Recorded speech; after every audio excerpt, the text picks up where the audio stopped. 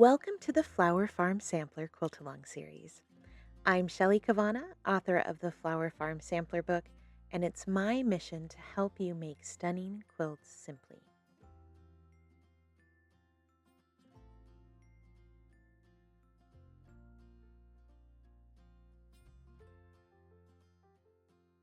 If we haven't met before, I'm a quilt pattern and cross-stitch designer.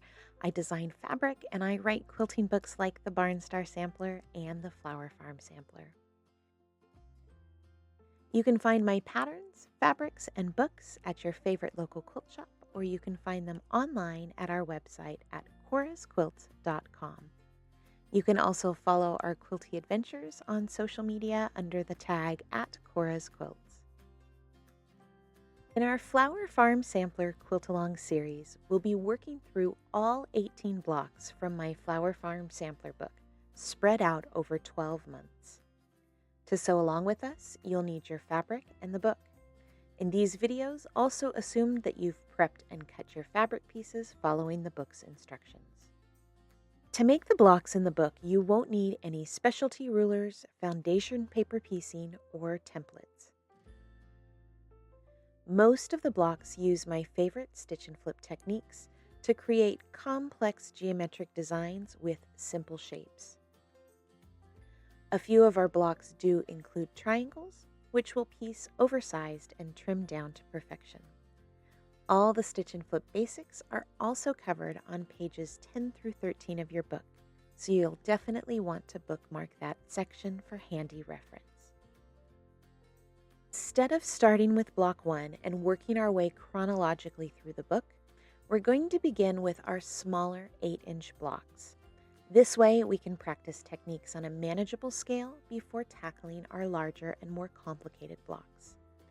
You'll find our complete schedule, my list of must-have and nice-to-have tool recommendations, and a free downloadable block checklist so you can keep track of your progress, all on our Quilt-Along homepage. We've left the link to that in the description box below.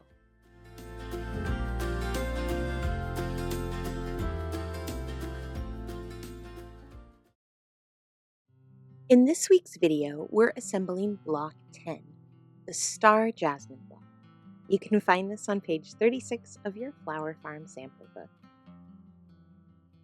Today's video is also focusing on our next stitch and flip shape, which is the square in a rectangle unit. This shape is very closely related to the square in a square unit that we got the chance to practice with blocks 12 and 13 last month. Our Star Jasmine block is built using our familiar 9-patch framework, which is made up of 3 rows of 3 units each. We have corner units that are made up of simple quarter log cabin blocks. Our side units, or our compass point units, are the new square in rectangle technique we're exploring this week, and we'll finish the block off with a center unit made from a square in a square block. I am really excited to share our square in a rectangle unit this week because it is a really easy way to create some extra height in what is essentially an elongated square in square block. And this is how we create the beautiful effect of the finished star or the finished flower kind of floating against the background in our finished block. This block does use different sized corner squares, so it's just really important to pay attention as we're sewing together to which squares go where. Remember, if you're new to any of the techniques we're talking about in this video, be sure to practice with some scrap fabric first before sewing with your quilt fabric. Step 1 has us making some really straightforward quarter log cabin units with some traditional piecing, and these units will become the corner units in our block. So first we'll sew together our C squares and F rectangles before we then add an E rectangle to the top edge.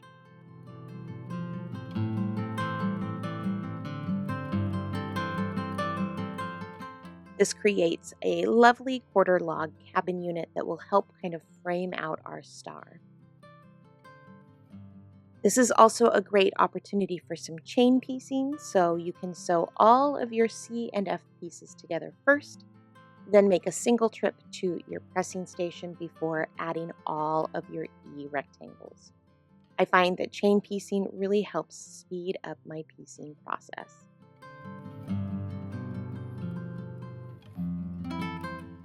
For our side units, or our compass point units, we'll be making square and rectangle units. Remember that you can find the detailed tutorial on page 12 of your Flower Farm Sampler book as well. And as I mentioned earlier, we'll be using some very familiar stitch and flip techniques, but with a little bit of an added twist that creates some extra height.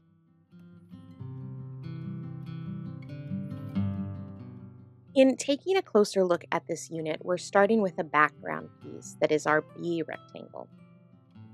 This B rectangle measures 3¼ inches tall by 3 inches wide, and so it's ever so slightly taller than it is wide. We'll be adding smaller A squares to the lower left and right corners, and these will overlap by just 1/4 inch along the bottom edge. This is just like our flying geese units and our square and a square units from our previous videos. The key difference this week is with our G squares, and you'll notice that these are slightly larger than the A squares, and they're going to overlap by 1/2 inch along the top edge of the block. This larger overlap is what helps our finished design appear to float in the center of our quilt block rather than reaching the very edges of the block when we sew it to its neighbors. I promise you that this shape isn't any harder to make than anything we've encountered so far. It just needs a little close attention as you're sewing. Like all of our stitch and flip blocks, we'll start by marking our stitching lines on the wrong sides of our A and our G squares. Remember to line up your pencil lead, not your ruler, with your corners. And if you need a refresher on the stitch and flip techniques we've covered so far, be sure to check out last month's videos. We've linked them in the description box below. Before sewing, I like to first orient my background B rectangle vertically, again so that it's slightly taller than it is wide. Then it's just a simple matter of sewing that first A square to the lower right corner and that first G square to the upper left corner of the B rectangle. You can absolutely batch your sewing and add both your G and A squares to opposite corners if you'd like, and you're ready to trim and press your block.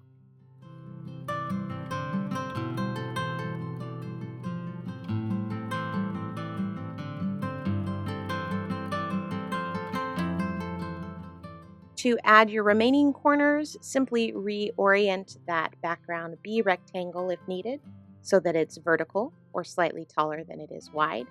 And then you'll add the remaining A square to the lower left corner and the remaining G square to the upper right.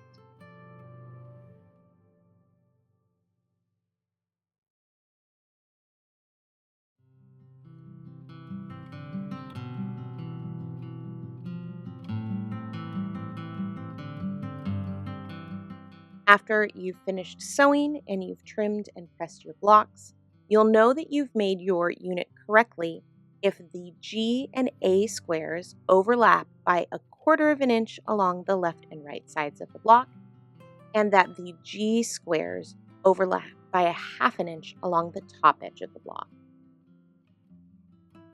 In step 3, we'll make the last of our building blocks for this week's block by making our square in a square unit. We've covered this technique thoroughly in last month's Star Flower video, so feel free to revisit that tutorial if you need a quick refresher. You can also find the detailed pictorial tutorial for square in a square units on page 11 of your Flower Farm Sampler book. Now for our favorite part, which is sitting back and putting all of our hard work together into a beautiful block. Once you've finished sewing the units in steps 1 through 3, you're ready to assemble your Star Jasmine block.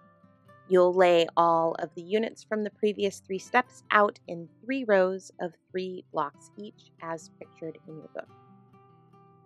We'll first sew the pieces into rows before joining the rows together to finish the block.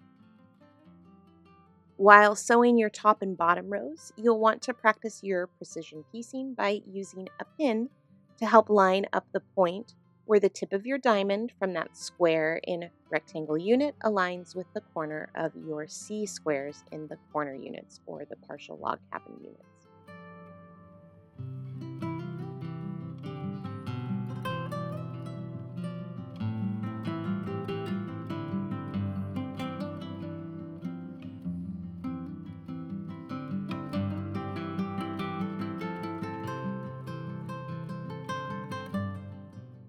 For the middle row, you'll want to pass a pin through both of your diamond tips before sewing.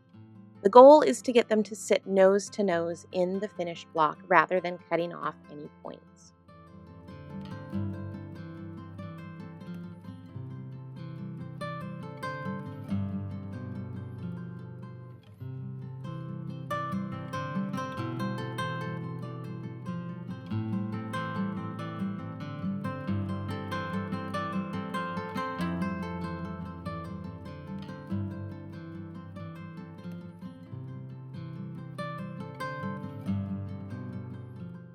And remember that if you're not happy with how your points match up, you don't have to rip the entire seam out and start over.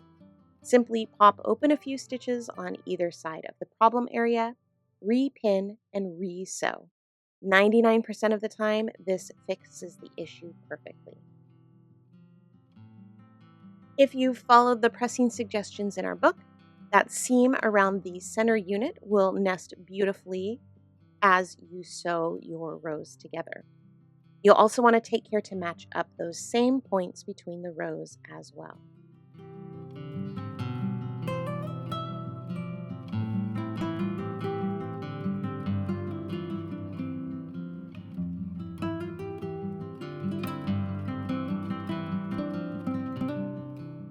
And there you have it. We have finished this month's Star Jasmine block. You've mastered square and rectangle units, got the chance to practice some precision piecing, and these are skills that will continue to serve you and help you throughout the rest of your sampler adventures as well. Next week, we'll be back to tackle block 11, which is our morning glory block. We'll get the chance to practice some more stitch and flip corners and also to practice spinning our center seams as well. So we'll see you next week. Thanks so much for sewing along with me today. You can post your photos in our Flower Farm Sampler Quilt Along Facebook group or on Instagram and Blue Sky using hashtag Flower Farm Sampler. And be sure to tag us at Chorus Quilts so that we can see your beautiful work too. Don't forget to grab your free Flower Farm Sampler checklist. You can find the link for the free download in the description box below. If you've enjoyed this tutorial, please give it a thumbs up and subscribe to our channel for more quilting videos. Hit the bell icon for notifications when we post new tutorials. Happy sewing, and we'll see you next time with another Flower Farm Sampler block.